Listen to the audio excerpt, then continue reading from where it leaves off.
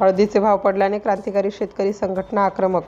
हिंगोली जिल्ह्यामध्ये हळदीचे भाव पडल्याने हिंगोली जिल्ह्यातील क्रांतिकारी शेतकरी संघटनेच्या वतीने गोरेगाव सेनगाव महामार्गावर शेतकऱ्यांनी हळद पेटवून हळदीची होळी केली. काही महिन्यांपूर्वी हळदीला 16 ते 18 हजार रुपयांचा भाव होता, परंतु शेतकऱ्यांची हळद बाजारपेठेत येताच हळदीचे भाव एकदम खाली आल्याने शेतकऱ्यांमध्ये तीव्र नाराजी आहे.